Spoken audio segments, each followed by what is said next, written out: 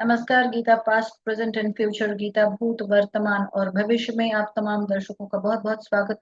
मैं अनुजा आप सभी के साथ आप सभी का एक बार फिर से इस कार्यक्रम में बहुत हार्दिक अभिनंदन करती हूँ। दर्शकों, लगातार हफ्ते बीतते जा रहे हैं और आज 114वीं कड़ी इस कार्यक्रम की है, इस कार्यक्रम श्रृंखला की है।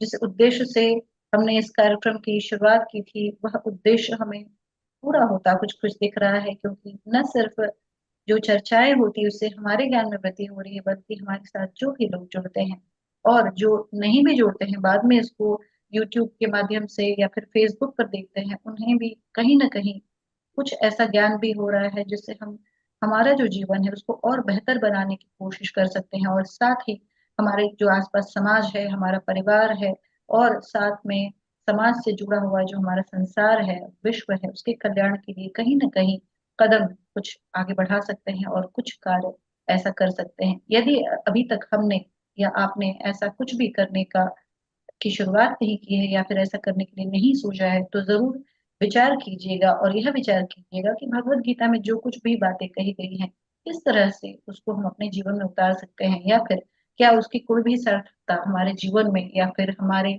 जो दैनिक दिनचर्या है हमारी, या हमारे जो कार्य है हमारे उद्देश्य में कहीं ना कहीं उसकी क्या कुछ सार्थकता हो सकती है। इस बात पे जरूर विचार आप करें। और एक बार फिर से आप सभी का मैं स्वागत करते हुए हमारे कार्यक्रम में जो हमारे मुख्य हमारे अतिथि हैं, जो हमारे प्रश्नों का उत्तर देते हैं, हमारे जिज्ञासाओं का समाधान करते हैं, प्रोफेसर बलराम सिंह जी का मैं बहुत बहुत स्वागत करती हूँ। जी धन्यवाद। किसी भी तरह का मौसम हो, किसी भी तरह की परिस्थिति हो, चाहे बारिश हो, धूप हो, सर्दी हो, गर्मी हो, स्थान में कोई भी तरह का परिवर्तन हो, चाहे वायु में रहें चाहे धरती पे रहें या चाहे जल में रहें, किसी भी परिस्थिति में प्रोफेसर सिंह हम लोगों के इस कार्यक्रम में आने की पूरी चेष्टा करते हैं। और वह हमेशा यह कहते हैं कि प्रयत्न ही प्रयास ही पर्याप्त है। और उनका यह प्रयास प्रयास जो है वह पर्याप्त होता है और वह हमारे साथ हर बार जुड़ते हैं। बहुत स्वागत है प्रोफेसर सिंह। जी जी धन्यवाद। हमारे साथ में डॉक्टर आलोक कुमार द्विवेदी उपस्थित हैं, जो हमारे दर्शकों को बताते हैं हमारे कार्यक्रम में जिन श्लोकों पर हम बात करने वाले होते हैं। बहुत स्वागत है डॉक्टर आलोक। जी धन्यवाद। हर बार की तरह आज भी हमारे साथ में श्रीमती पूजा नारंग जी जुड़ी हैं। पूजा जी, बहुत स्वागत है आपका। जी धन्यवाद। नमस्कार। नमस्कार। और हमारे साथ डॉक्टर वसंत माचवे, आप भी अमेरिका से हमारे साथ जुड़े हैं। बहुत बहुत स्वागत है डॉक्टर माचवे।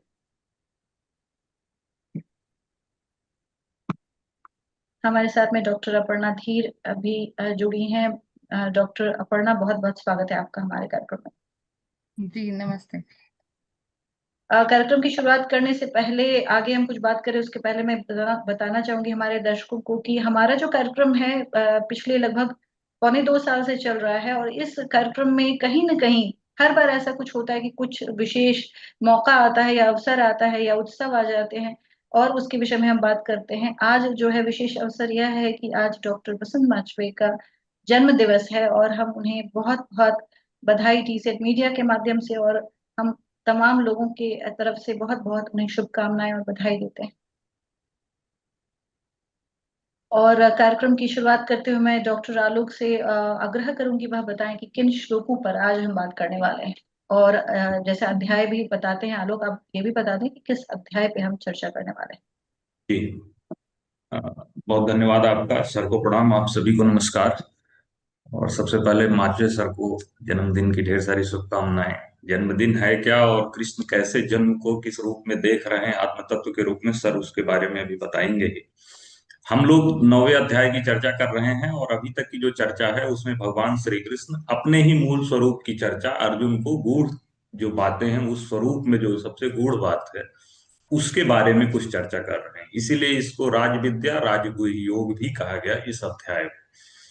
और वो अभी तक की चर्चा में वो कह रहे हैं कि संपूर्ण जगत को धारण करने वाला, कर्म फल प्रदान करने वाला, माता पिता, या और अगर संबंध जोड़े पितामह मातामह, जितने सभी प्रकार के वेद हैं वह सब मैं हूं। अभी तक की इस चर्चा में भगवान श्री कृष्ण कह रहे हैं। आगे वो कहते हैं गति है भरता प्रभु साक्षी निवास शरणम सुहृत प्रभव प्रलय स्थानम निधानम बीजम अव्ययम, प्राप्त होने योग्य जो परम धाम है, भरण पोषण करने वाला सबका स्वामी, शुभ अशुभ को देखने वाला, सबका जो वास स्थान अर्थात निवास स्थान, शरण लेने योग्य, प्रत्युपकार न चाहकर भी हित करने वाला, सबकी उत्पत्ति और प्रलय का हेतु अर्थात कारण, स्थिति का आधार, निधान।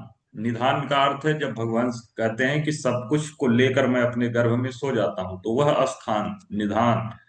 और अविनाशी कारण, वह भी मैं ही हूं। तपामि अहम अहम वर्षम निगृह्णामि उत्सृजामि च, अमृतम च एव मृत्यु च सत असत च अहम अर्जुन। हे अर्जुन, मैं ही सूर्य रूप से तपता हूं, वर्षा का आकर्षण करता हूं और उसे पुनः बरसाता हूं। हे अर्जुन, मैं ही अमृत और मृत्यु हूं और सत असत मैं ही हूं। ऐसा भगवान श्री कृष्ण इतने काफी रहस्यात्मक, जो हमारे आपके समझ में जो सबसे रहस्यात्मक शब्द हैं और जो लगता है कि वो व्यवहारिक जीवन से निकलकर कहीं पारमार्थिक विषय वस्तु की बात है, उसको भगवान श्री कृष्ण कह रहे हैं कि ऐसी जो सभी बड़ी घटनाएं हैं वह मैं ही हूं। इन श्लोकों पर आज चर्चा होनी है। धन्यवाद। बहुत धन्यवाद आलोक। और जैसे आपने बताया है, हमेशा बताते हैं राज विद्या राज गुह्य योग है, गूढ़ जो बातें हैं यह इसमें कही गई हैं, और उन बातों को बहुत ही गंभीरता और बिल्कुल सिंसियरली समझने की बहुत जरूरत है। बहुत धन्यवाद आलोक। और आगे यदि आपका कोई विचार या कोई प्रश्न होगा तो बहुत स्वागत रहेगा आपका। प्रोफेसर सिंह से कई सारी बातें हैं यहाँ पे। इसमें जो कई सारे शब्द श्री कृष्ण ने व्यवहार में प्रयोग किया है, उन्होंने बोला है। यहाँ पर जो पहला श्लोक है आज की चर्चा का, उसमें जब वो बताते हैं, जैसे आपने पहले भी बताया कि जब हमें रियलाइज होता है या हमें स्व का ज्ञान होता है, आत्मबोध होता है, आत्मज्ञान होता है, तो हम उस तरह से समझ सकते हैं। चूंकि अर्जुन वहां पर अभी नहीं है, श्री कृष्ण की जगह पर नहीं है, इसलिए कृष्ण जो है उनको उस तरीके से समझा रहे हैं जैसे परम ज्ञान प्राप्त होने पर वह समझा सकते हैं या बता सकते हैं अपनी तरफ से। यहाँ पर लेकिन जैसे कुछ शब्दों का उन्होंने प्रयोग किया है प्रोफेसर सिंह, और आप बताएं कि इन श्लोक को, इस श्लोक से आप क्या समझते हैं। जैसे मेरे पास जो अनुवाद है इसमें धाम का भी जिक्र है। आलोक ने बताया था कि जो उनका अंदर में जब समाहित कर लेते हैं, इसमें आश्रय स्थल भी लिखा हुआ है कि एक तरह से आश्रय में हूँ उनका, मैं मित्र हूँ। स्वामी का यहाँ पर उन्होंने चूंकि प्रभु है, इसमें अनुवाद में स्वामी भी लिखा हुआ है। मैं वैसे भी आपसे पूछना चाहूंगी कि यदि इसमें अर्थ नहीं भी है तो भी, अगर हम कहते हैं कभी कभी ना कि वो हमारे स्वामी हैं, पहले बोलते थे ना कि भक्त लोग कहते हैं ना मैं दास हूँ हमारे स्वामी। तो अब स्वामी जो शब्द है वो आजकल इस्तेमाल नहीं करना चाहते हैं, क्योंकि पत्नियां पतियों के लिए भी पहले स्वामी शब्द का इस्तेमाल करती थी, आजकल नहीं बोलते हैं, आजकल साथी बोलते हैं, स्वामी नहीं कहते। तो इसका क्या अर्थ है। और आश्रय स्थल होना या फिर सृष्टि का आदि अंत और मध्य यानी विश्राम का जो समय होता है बीच में, वह भी मैं ही हूँ। मैं ही अविनाशी एक जो उसका बीज मैं ही हूँ। ये तमाम बातें जो हैं, ये कहने का क्या अर्थ है, और इन शब्दों के कुछ अर्थ यदि आप बता सकें। जी, शब्दों के अर्थ तो खैर बहुत सारे लोग जानते हैं अच्छे से, और हमसे भी अच्छे से जानते हैं, लेकिन इसमें थोड़ा सा प्रसंग क्या है ये जानना जरूरी है।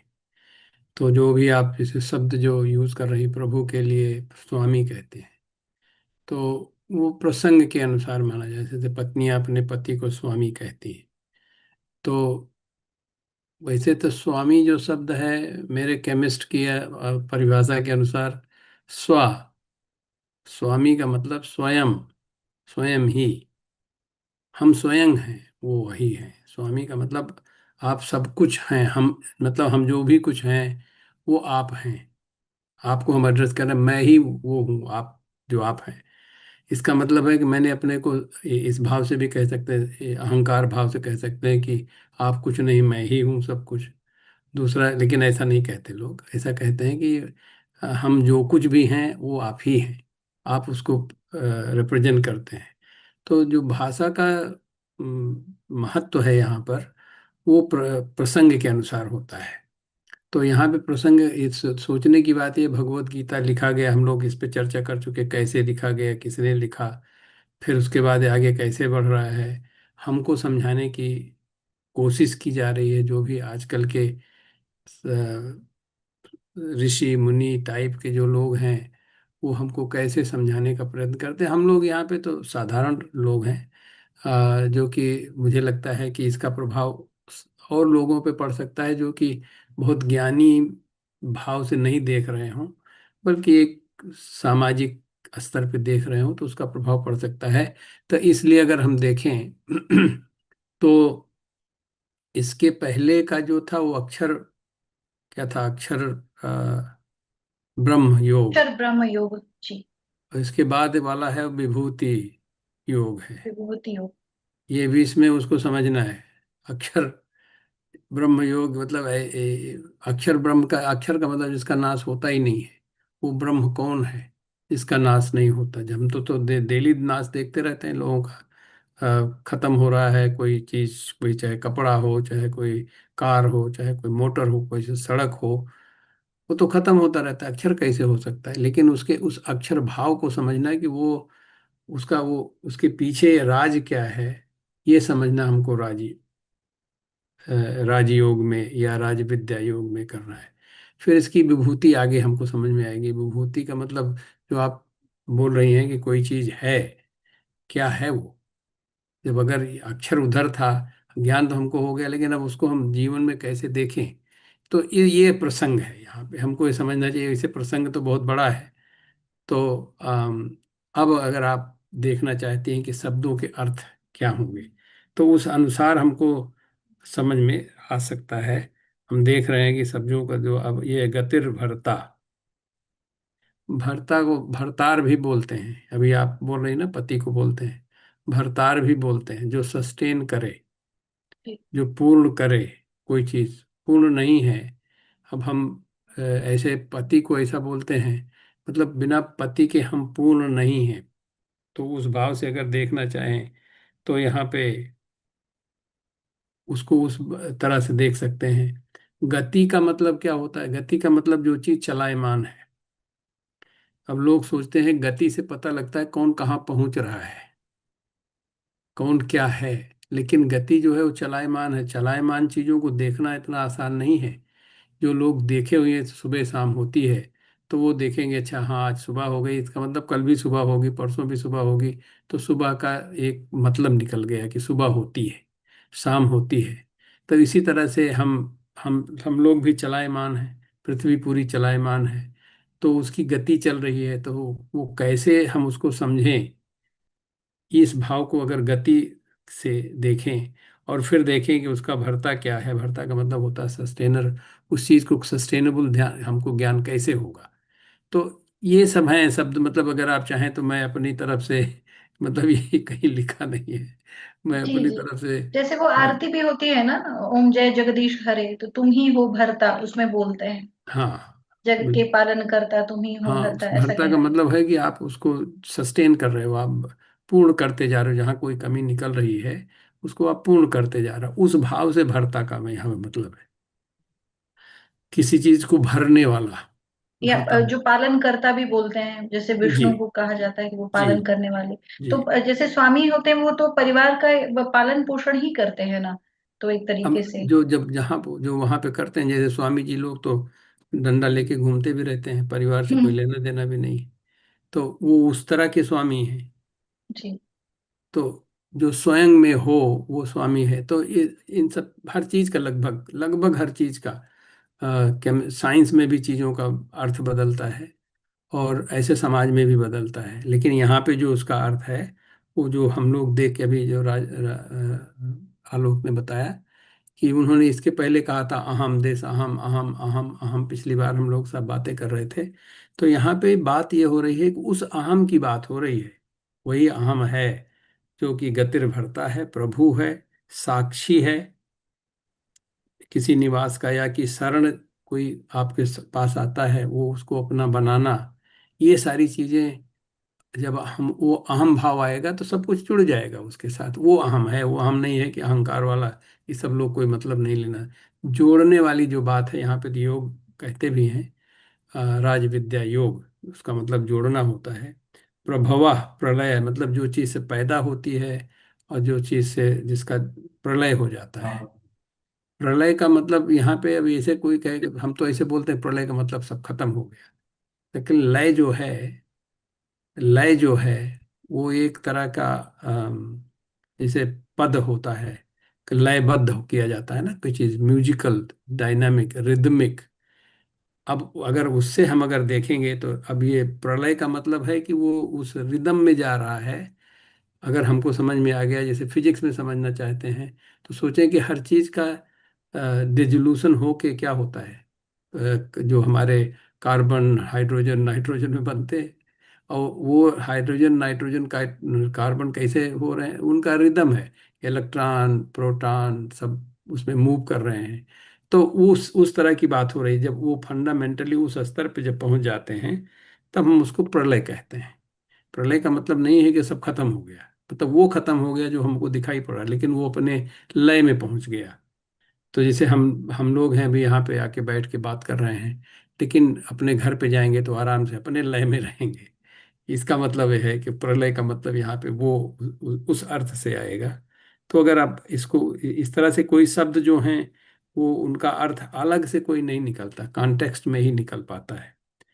तो स्थानम निधानम बीज अव्ययम, वो अव्ययम कह रहे हैं, मतलब ये अब इसको फिर अगेन बीज अव्ययम, बीज जो है वो सीड है। अब मान लीजिए ऐसे तो सीड हम लोग पेड़ को में का कोई पौधे का सीड लगाते हैं तो पौधा जन्मता है। उसी तरह से अभी नोबेल प्राइज मिला हुआ है। अभी जो दो तीन लोगों को केमिस्ट्री में नोबेल प्राइज मिला हुआ है कि उन्होंने क्या किया कि मेटल को लिया और कार्बन उसके साथ जोड़ दिया, और वो इतना ज़्यादा उसका वॉल्यूम कैपेसिटी बढ़ जाती है कि बहुत सारी चीज़ों को, जितने चाहे पानी हो या हवा हो या किसी तरह का पोल्यूशन हो, उसको ट्रैप कर लेता है। तो वहाँ पे अब इसका बीज ये है कि बीज तो कार्बन और मेटल ही था, लेकिन उसको उन्होंने ऐसा बना दिया कि इससे ऐसा हो सकता है, उसका वो भी एक बीज है। जिस तरह से हम पेड़ पौधों का बीज कहते हैं, लेकिन वो भी एक खत्म होता है, वो भी अपनी लय में पहुंचता है, और फिर से वो दोबारा उसकी उत्पत्ति होती है। तो ये मुझे जो समझ में आता है, इसका मतलब ये है। और हम यहाँ पे आज हमने भी आत्मा की बात नहीं की कि ये असली में आत्मा पे ही, एटम में ही पहुंच जाता है। आत्मा का मतलब एटम, जो एटम बना कहा गया है वो आत्मा से कहा गया है, क्योंकि उसको उसके तोड़ा नहीं जा सकता उसके बाद। तो इसलिए सारी चीजों की जो उत्पत्ति है उसी एटम से, जैसे केमिस्ट्री में हुई है, उसी तरह से सारे संसार में आत्मा से ही सारी से उत्पत्तियां होती हैं। इस भाव से अगर हमें आज के परिप्रेक्ष्य में देखा जाए, जिसमें कि नोबेल प्राइज भी मिला, तो उसके हिसाब से आज हम समझ रहे हैं इसको। हम्म, जी जी प्रोफेसर सिंह, अ, अ, इस तरीके से आपने जैसे समझाया कि अब ये भी बात है कि किस संदर्भ में वो बातें हो रही हैं, ये भी बहुत महत्व रखता है कि कैसे शब्दों का वह इस्तेमाल कर रहे हैं।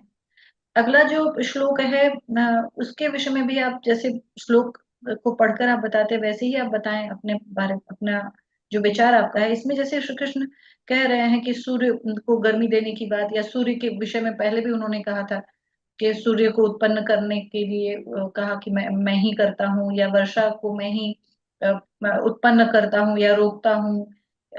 या फिर मृत्यु के विषय में उन्होंने बताया, सत असत की बात की है। सत और असत के विषय में थोड़ा सा बताएं प्रोफेसर सिंह कि मैं ही सत और असत हूँ, ये इसको कहने का क्या अर्थ है? क्या आत्मा जो है वह सत और असत दोनों होती है? अगर आत्मा के स्तर पर देखा जाए, अगर ऐसे हम कह रहे हैं, तो क्या आत्मा सत भी होती है असत भी होती है?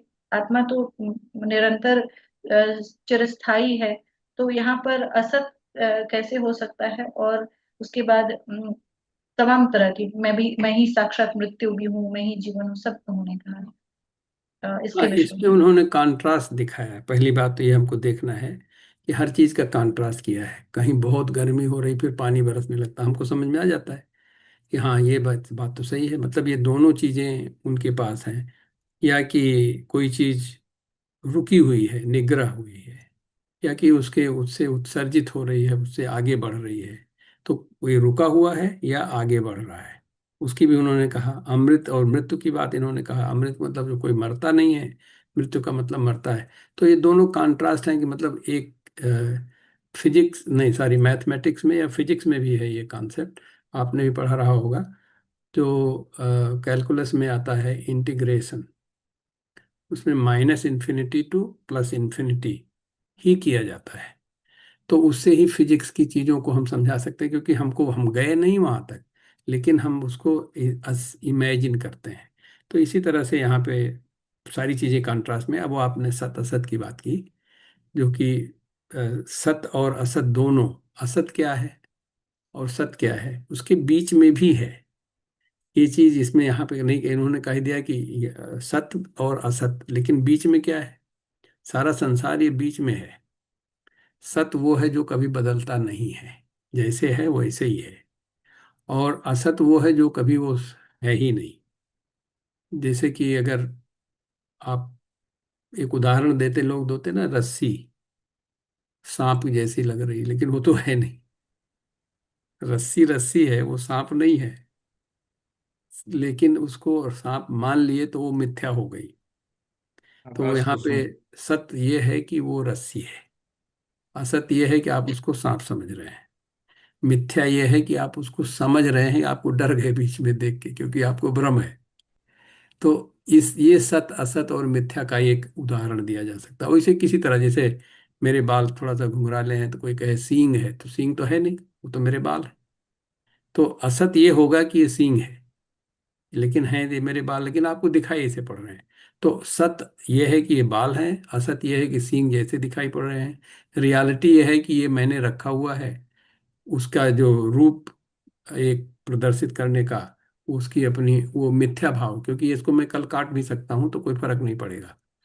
उसी तरह से सत असत मिथ्या का बहुत बड़ा, कई जगह, कई भारत के कई जो फिलासफीज हैं, उसमें सत असत मिथ्या का बहुत योगदान है। जो ये शंकराचार्य ने कहा ब्रह्म सत जगन मिथ्या, तो उन्होंने कहा है कि पूरा जगत मिथ्या है, क्योंकि ये बदलता रहता है। जो चीज, उसका उन्होंने डेफिनेशन दिया है, जो समय और दूरी देश। के साथ बदले, वो मिथ्या है। तो हमारा सारा विज्ञान जो है केमिस्ट्री का, वो मिथ्या है। क्योंकि वो, अगर हमने कंसंट्रेशन, जिसको हम स्पेस या दूरी कह रहे हैं, दिक कह रहे हैं, उसके अनुसार मैं दो केमिकल्स को मिलाऊं और खूब कंसंट्रेशन बढ़ा दूं, कुछ हो ही नहीं। बाचुलाइनम टॉक्सिन पे काम करता हूं, वो दवा है पिकोग्राम क्वांटिटी में, और माइक्रोग्राम क्वांटिटी में जहर है। उसको क्या दिया गया, सब स्पेस कम कर दिया गया, या कि हम दो केमिकल को मिलाएं और कुछ रिएक्शन बदले ही नहीं उसमें। हम कुछ साइंस है ही नहीं हमारे पास, there is nothing to report. तो पूरा साइंस मिथ्या है, पूरा का पूरा साइंस। इसलिए इसका जो उद्देश्य भारतीय परंपरा में है कि हम जो भी चीज ऑब्जर्व करें, उससे उसकी जड़ तक पहुंचें। और जिस दिन हम जड़ तक पहुंच जाएंगे, वो वही, मतलब आत्मा या एटम कह लें, एटॉमिक लेवल पे ही होता है। तो अभी केमिस्ट्री में भी एटॉमिक लेवल पे होता है, ऐसे कहने के लिए कह रहे हैं। और उसमें भी, क्योंकि उसके पीछे नीचे भी वो लय है तो लय जब लयबद्ध होता है, जैसे ऋग्वेद में कहा गया है कि जो ब्रह्म है, उसकी इच्छा हुई, उसकी कामना हुई, तो उसमें स्पंदन शुरू हुआ। वो स्पंदन लय है, ऑसिलेशन जिसको कहते हैं। तो उसके पीछे भी, लय के पीछे जो है, वो असली में असली रूप है। लेकिन वहां तक पहुंचने के लिए बहुत बड़ी विद्या है, बहुत लाख लोगों को तपस्या करनी पड़ती है। हमारे जैसे लोग तो मतलब थोड़ा मोड़ा बात बात भले कर लें, लेकिन वहां तक पहुंच नहीं सकते। लेकिन प्रयत्न करते रहना चाहिए। ये सारी चीजें जो दिखाई पड़ रही, इसका एक ही उद्देश्य है कि जिससे कि आप, जब किसी चीज की भ्रम को खत्म होगा तो फिर नई चीज आएगी, उसका भ्रम खत्म होगा फिर नई चीज आएगी, उसका भ्रम। तो भ्रम से हम जब के पार हो जाते हैं, ट्रांस के ट्रांस परे जब चले परे जाते हो हैं। जाते हैं, हाँ सही बात, सही कहा, थैंक यू। तो परे हो जाते हैं, तब हमको दूसरा भ्रम पैदा होता है, तीसरा भ्रम पैदा, अल्टीमेटली हो जाएगा जहाँ पे कोई भ्रम नहीं होगा, क्योंकि जब ऑसिलेशन सारे खत्म हो जाएंगे तो आपको सत्य का आभास हो जाएगा, ऐसा मानते हैं। इस भाव से चलते रहते हैं। तो ये है सत असत और मिथ्या का जो मुझे जो समझ में आता है। जी जी प्रोफेसर सिंह, बहुत धन्यवाद। आपने जितना सिंप्लीफाई करके आप बताते हैं, साधारण तो मैं नहीं कहूंगी, आपने साधारण शब्द का अभी इस्तेमाल किया था कि हम लोग सब साधारण लोग हैं, पर मैं तो यही कहती हूँ, हम लोग सामान्य लोग हैं अभी फिलहाल। साधारण लोग वो होते हैं, जैसे आप अपने बारे में कहते हैं, तो जो सधे हुए हों। अभी हम सधे हुए नहीं है। हमारे साथ में यहाँ पे डॉक्टर आलोक, डॉक्टर अपर्णा, पूजा जी और डॉक्टर माचवे हैं। आलोक, कुछ आप कह रहे थे बीच में, तो यदि आप कुछ कहना चाहें। स्वामी वाली जो बात थी आपने की, जी। एक तो स्वामी होते हैं मतलब स्वयं में जो स्थित है, तो एक स्वामी है जो लेके घूम रहे हैं, टहल रहे हैं, संन्यास ग्रहण कर लिए हैं। एक घर के स्वामी होते हैं और एक खुद के स्वामी। तो स्वामी शब्द की जो आपकी व्याख्या है वो बड़ी समीचीन इस रूप में है कि स्वयं में जब हम रहेंगे, तो अगर घर में हैं तो घर के अगर स्वामी हैं तो हम अपने आप को उस भरतार तक के रूप में देख रहे हैं, स्वयं में स्थित हैं, अर्थात अपने स्वयं से परिवार के स्वयं को जोड़ ले रहे हैं, तो घर के स्वामी हैं।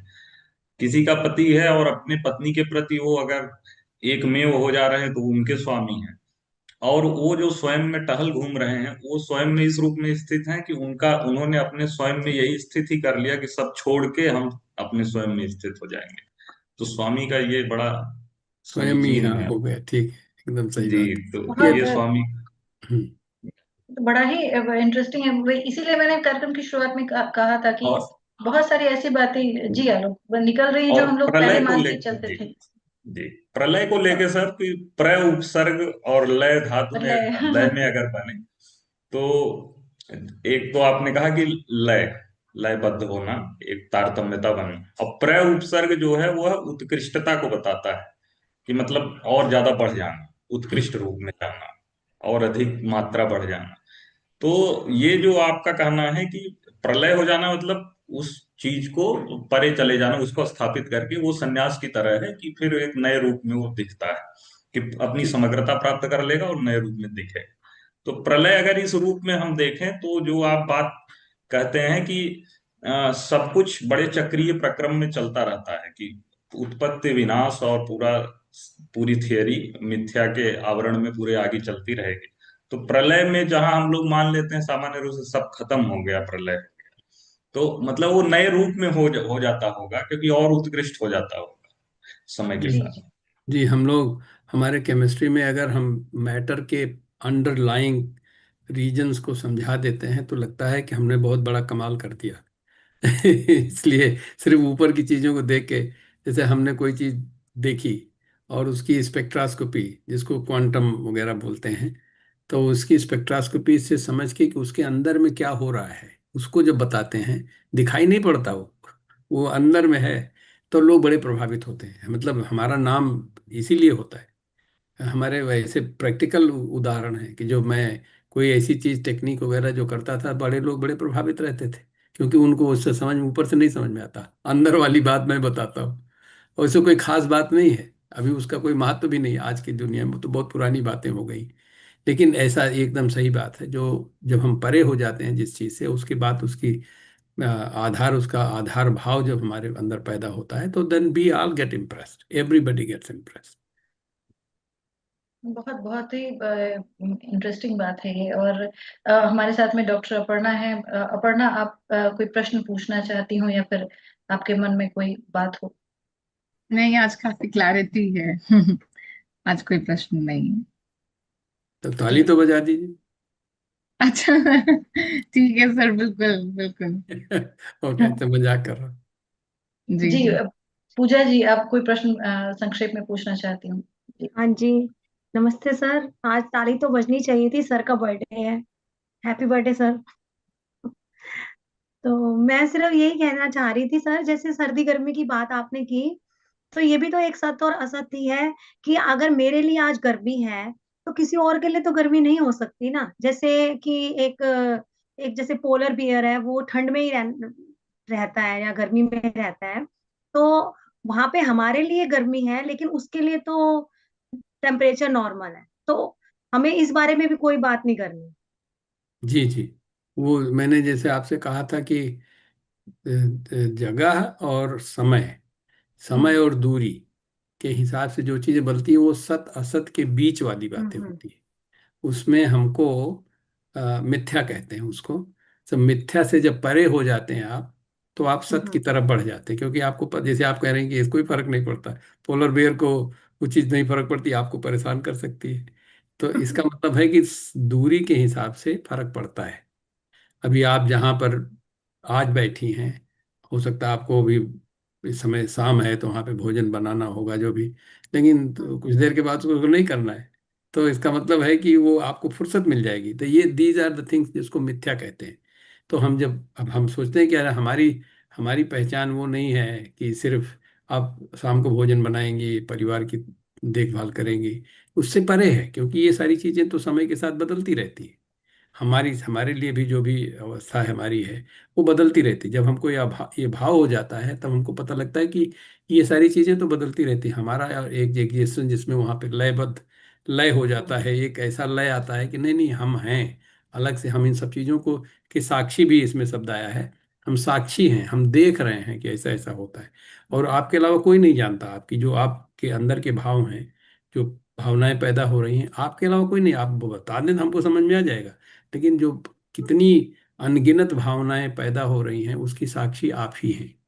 और वो कौन है जो साक्षी है, जो सब चीज़ों को देख रहा है ऊपर से? तो आप जो भी आपकी पहचान है, नाम है, जो भी आप करती हैं, लेकिन अंदर से जो साक्षी भाव है वही भगवान कृष्ण कह रहे हैं कि वो है। वो का मतलब आपके अंदर जो वो भगवान कृष्ण का जो रूप है, या कि जो आपका आपका जो रूप है भगवान कृष्ण के रूप के भाव में प्रदर्शित है, क्योंकि वो उन्होंने जीवन में इस चीज साधना कर ली है कि दिखाया है, ईश्वर हैं उनको, इसीलिए ईश्वर माना जाता है। तो इसलिए हम अ, हमारा जो उनके भाव से सदृश हो जाते हैं, तब हम वही स्वामी वाली बात हो जाती है, हम सर जो स्वयं। हम कर्म कर रहे हैं, जैसे जो हम कर्म कर रहे हैं वो तो जी सत्य है, लेकिन जी हमने उससे भी परे जाना है। जी, जाना ही है। वो आप देखेंगे जब वहां पहुंचेंगे तो आप पता लगे कि अभी आगे और जाना है, वो दूसरा भाव जी। हो जाता है। सही बात। जी, आलोक कुछ कहना चाहते हैं? दो दो तीन मिनट का एक वो रहेगा सर का। आज चूंकि माचवे सर का जन्मदिन है और वो नहीं पूछ रहे हैं कुछ, मैं सर के जन्मदिन के तरफ से मैं आपसे पूछना ये चाहता हूँ कि क्योंकि हम लोगों में आयु में सबसे बड़े हैं, तो सत असत और मिथ्या में सर, असत का तो अस्तित्व ही नहीं है तो असत को तो छोड़ देते हैं, लेकिन सत और मिथ्या में हम सत्य के लिए प्रयत्नशील रहें अपने जीवन में। वैज्ञानिक रूप से मैं ये समझना चाहता हूं आपसे कि सत्य के लिए प्रयत्नशील रहें कि मिथ्या को अच्छे से समझने के लिए प्रयत्नशील रहें। जिस दिन आप मिथ्या को समझ लेंगे, सत्य के लिए प्रगतिशील हो जाएंगे। जिस दिन मिथ्या को मिथ्या के भाव से अच्छे से समझ लेंगे, कोई भी चीज़ है। आई मीन हम लेने क्या उदाहरण दिया, मैं फोटोसिंथेसिस पे काम करता था। थोड़ा मोड़ा समझ में आया तो फिर उसको फोटो मार्फोजेनेसिस पे काम करने लगा। फोटो मार्फोजेनेसिस, अभी ये सब अलग अलग था। फोटो सिंथेसिस का मतलब जैसे कि प्रकाश की ऊर्जा को लेके प्लांट ग्लूकोज वगैरह बनाते हैं। तो उसके पर लेकिन फोटो मार्फोजेनेसिस ये हुआ कि ये पौधे पैदा ही कैसे होते हैं। पर हमारे जब जब ये होने लगा तो इसका, अब उसके बाद ये हुआ कि अच्छा ये फोटो, उसमें एक ये क्रोम वो पिगमेंट होता है फाइटोक्रोम। तो ये फाइटोक्रोम इससे करता है। फिर हमने ये आपको जो जैसे हमको मिथ्या का समझ में आ रहा है, जैसे समझ में आया तो ये फाइटोक्रोम करता कैसे है, ये हमारे दिमाग में घुस गया। तो फिर हमने उसमें फिजिक्स के कुछ प्रिंसिपल्स लगाए, स्पेक्ट्रोस्कोपी के लगाए, तो ये पता लगा कि हाँ ऐसे करता है, लेकिन उसका बेसिस क्या है। तो ये जैसे आप मिथ्या को जैसे समझेंगे, वो आपको सत्य की तरफ घसीटता जाएगा अगर आप प्रयत्नशील रहेंगे तो। अगर आपने आराम करना, चलो हमको समझ में आ गया, क्योंकि बहुत सारे लोग आप देखे हुए हैं ऐसा होता है, वो फिर वही अपना सुनाते रहेंगे, गाते रहेंगे, और उनको नहीं और के करना। लेकिन वैसे जिज्ञासा सभी के अंदर होती है। ये तो सत्य की तरफ जाना हमारा एकदम धर्म है। अगर आप प्रयत्नशील रहे समझने के लिए मिथ्या को, तो आप निश्चित रूप से सत्य की तरफ जाएंगे। और अगर आपको कोई गुरु मिल गया बीच में, और कोई ज्ञानी मिल गया, वो आपको थोड़ा सा रास्ता दिखाए, जो कि बहुत जरूरी है। ऐसा हम लोग मानते हैं कि गुरु का मिलना बहुत जरूरी है।